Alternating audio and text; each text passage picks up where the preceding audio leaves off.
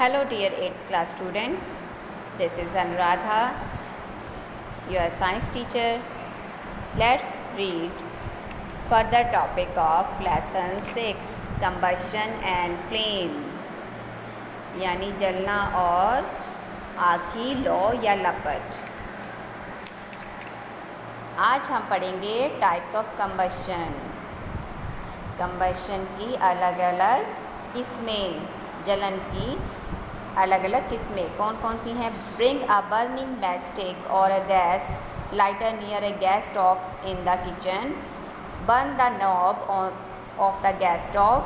देखो बेटा, जलती हुई तीली आप लेकर आइए या आप एक लाइटर से गैस स्टोव को आपने जो है किचन के अंदर गैस स्टोव को ऑन करना है, टर्न करना है गैस स्टोव के नॉब को भी। कईयों का ऑटोमेटिक होता है बेटा गैस स्टोव, तो नॉब को ऑन करने पर ही गैस आप देख सकते हैं जलते हुए। व्हाट डू यू ऑब्जर्व, क्या आप देखते हैं। पर ऐसा करते समय आप किसी पेरेंट्स की हेल्प लेंगे, अपने बड़े की हेल्प लेंगे, खुद नहीं करेंगे, क्योंकि आग वाली चीज़ों से बेटा आपने ध्यान से काम करना है। इसके लिए आपको किसी अपने पेरेंट्स से ज़रूर बात करने की आपको ये चीज़ें देखनी हैं। We find that the gas burns rapidly. हम देखते हैं कि गैस जो है तुरंत ही जलना शुरू हो जाती है, गैस स्टोव है ना, और प्रोड्यूस करती heat and light.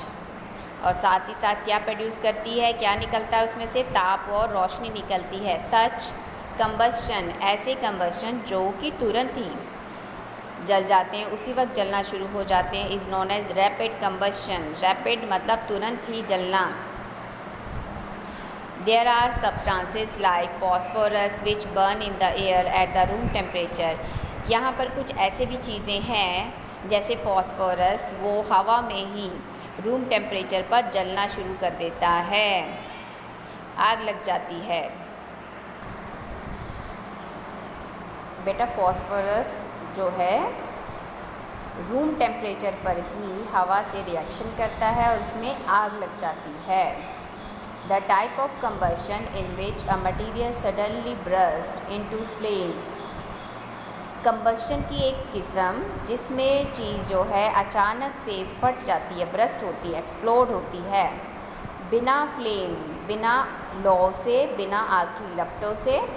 Without application of any apparent, मतलब बिना किसी दिखाई देने वाले कारण से, कि ऐसा लगता नहीं कि दिखाई दे रहा है कि इससे आग लग जाएगी, है ना, और अचानक से वो ब्रस्ट हो जाए, फट जाए, उसको हम स्पॉन्टेनियस कंबस्शन कहते हैं। ठीक है, स्पॉन्टेनियस होता है लगातार कंबस्शन, जलने वाला।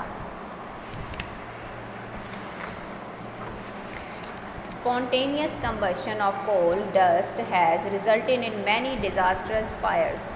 यहाँ पर आपको एक फैक्ट बताया गया है जिसमें ये भी बताया गया है कि जो कोल डस्ट है बेटा उसमें लगातार जलन क्रिया होती रहती है, जिसका नतीजा बहुत ही भयंकर आग है। कोल माइंस के अंदर, कोयले की खदानों के अंदर जब जहाँ से कोयला निकाला जाता है बेटा, वहाँ पर कोल डस्ट के कारण जल्द ही वहाँ पर आग लग जाती है, और हवा के संपर्क में आने पर और वो एक तरह से लगातार जलती ही रहती है, ब्रस्ट होने लगता है, फटने लगता है, धमाका होता है। स्पॉन्टेनियस फॉरेस्ट फायर भी sometime due to the heat of the sun, ये हम पहले पढ़ चुके हैं ना। हीट लाइटनिंग स्ट्राइक, जब बहुत ज़्यादा गर्मी हो तो क्या होता है, सूखे पत्ते जो हैं, सूखे घास जो है जंगलों में, उनमें भी लाइटनिंग स्ट्राइक के कारण, या तो सनहीट के कारण या बिजली गिरने के कारण आग लग जाती है जंगल में, और ये भी लगातार जलती ही जाती है, बढ़ती जाती है। ये हम पहले भी पढ़ चुके हैं ये टॉपिक, क्योंकि इनका इग्निशन टेम्परेचर कम होता है, सूखे घास का और पत्तों का, यानी ये कम तापमान पर भी जलना शुरू हो जाते हैं। However, most forest fires are due to the carelessness of human beings। ज़्यादातर जंगलों की आग तो लापरवाही का नतीजा होती हैं मनुष्यों की। It is important to remember that the campfires must be completely extinguished before leaving the forest। After a panic picnic और विज़िट। हाँ जी, ज़्यादातर क्या होता है कि मनुष्यों की लापरवाही के कारण जंगलों में आग लग जाती है। ये ध्यान रखने वाली बात है, याद रखने वाली बात है महत्वपूर्ण, कि जब भी कैंप फायर लगाया जाता है, जब भी कैंपिंग की जाती है, उस दौरान जब कैंप फायर होता है, आग लगाते हैं लकड़ियों को, तब हमें उसे अच्छे से जंगल छोड़ने से पहले या पिकनिक में हम गए हैं, विज़िट किया है हमने, तो आग को अच्छे से बुझा देना चाहिए। We generally have fireworks on the festival days। हम आमतौर पर पटाखे फायरवर्क्स करते हैं ना अपने त्योहारों के दिनों में। When a cracker is ignited, a sudden reaction take place with the evolution of heat, light and sound. देखो बेटा, जब क्रैकर जो है उसको इग्निटेड यानी कि उसका तापमान, जलने का तापमान मिल जाता है, तो अचानक से रिएक्शन होता है और उस दौरान बहुत हीट एवोल्यूशन होता, निकलना, हीट निकलती है, लाइट निकलती है और आवाज़, साउंड भी निकलता है। A large amount of gas form in the reaction is liberated. बहुत सारी मात्रा में गैस जो बनती है इस रिएक्शन में, लिबरेटेड होता है, निकालना, तो निकलती है क्रैकर्स के फटने पर। Such reaction is called explosion. इस तरह के रिएक्शन में जिसमें आग जो है हीट तो निकलती है, लाइट भी निकल रहा है, साउंड भी निकल रहा है, धमाका हो रहा है, उसे हम एक्सप्लोजन कहते हैं। Explosion can also take place it pressure is applied if the pressure is applied on the crackers. धमाका तब भी हो सकता है जब दबाव ज़्यादा लगा दिया जाता है पटाखों पर।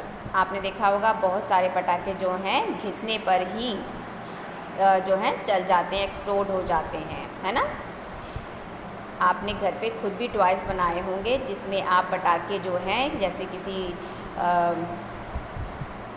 सेल्फ मेड जो गन होती है, खुद गन बनाते हैं, उसमें पोटाश डाल लेते हैं और ज़ोर से स्ट्राइक करते हैं नीचे, ठीक है, तो वो एक्सप्लोड हो जाता है, धमाका करता है।